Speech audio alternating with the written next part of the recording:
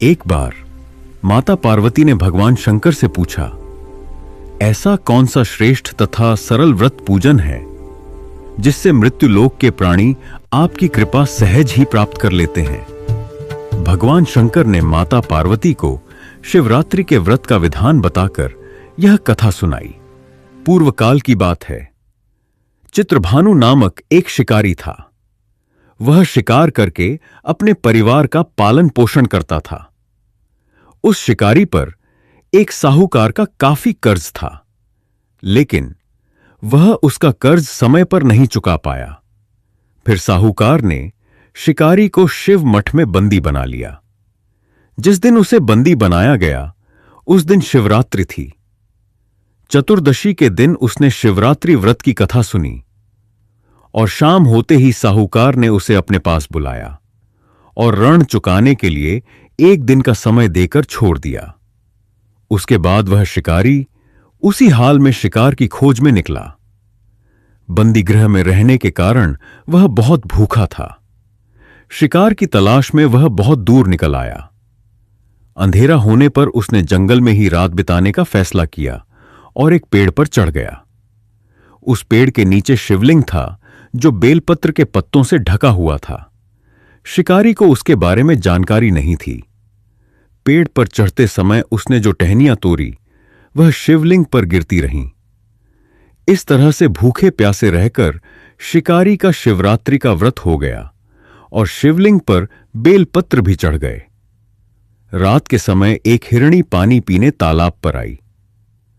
शिकारी जैसे ही उसका शिकार करने को हुआ, हिरणी बोली, मैं गर्भवती हूं, शीघ्र ही प्रसव करूंगी। तुम एक साथ दो जीवों की हत्या करोगे।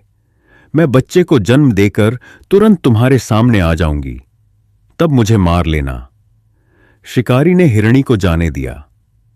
इस दौरान अनजाने में कुछ बेलपत्र शिवलिंग पर गिर गए। इस तरह उसने अनजाने में प्रथम प्रहर की पूजा भी संपन्न कर ली। कुछ देर बाद एक हिरणी उधर से निकली। जैसे ही शिकारी उसे मारने के लिए धनुष बाण चढ़ाया तो हिरणी ने विनम्रतापूर्वक निवेदन किया, हे शिकारी, मैं थोड़ी देर पहले ही रथु से निवृत्त हुई हूं। कामातुर विरहिणी हूं। अपने प्रिय की तलाश में हूं। अपनी पति से मिलकर मैं तुम्हारे पास आ जाऊंगी। शिकारी ने उसे भी जाने दिया। रात का आखिरी पहर बीत रहा था। तब भी कुछ बेलपत्र शिवलिंग पर जा गिरे। ऐसे में शिकारी ने अनजाने में ही अंतिम पहर की पूजा भी कर ली। इस दौरान वहां एक हिरणी अपने बच्चों के साथ आई। उसने भी शिकारी से निवेदन किया और शिकारी ने उसे भी जाने दिया। इसके बाद शिकारी के सामने एक हिरण आया। शिकारी ने सोचा, अब तो मैं इसे यहां से नहीं जाने दूंगा, इसका शिकार करूंगा। तब हिरण ने उससे निवेदन किया कि मुझे कुछ समय के लिए जीवन दान दे दो। शिकारी ने पूरे रात की घटना उस हिरण को सुना दी।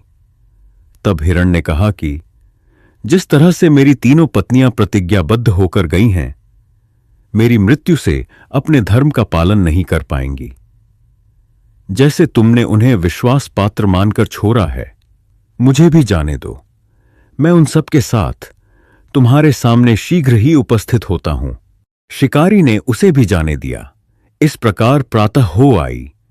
उपवास, रात्रि जागरण तथा शिवलिंग पर बेलपत्र चढ़ाने से अनजाने में ही पर शिवरात्रि की पूजा पूर्ण हो गई।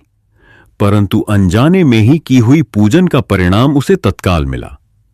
शिकारी का हिंसक हृदय निर्मल हो गया। उसमें भगवत शक्ति का वास हो गया। थोड़ी ही देर बाद वह मृग सपरिवार शिकारी के समक्ष उपस्थित हो गया ताकि वह उनका शिकार कर सके। किंतु जंगली पशुओं की ऐसी सत्यता, सात्विकता एवं सामूहिक प्रेम भावना देखकर शिकारी को बड़ी ग्लानि हुई। उसने मृग परिवार को जीवन दान दे दिया। अनजाने में शिवरात्रि के व्रत का पालन करने पर भी शिकारी को मोक्ष की प्राप्ति हुई। जब मृत्यु काल में यमदूत उसके जीव को ले जाने आए तो शिवगणों ने उन्हें वापस भेज दिया तथा शिकारी को शिवलोक ले गए।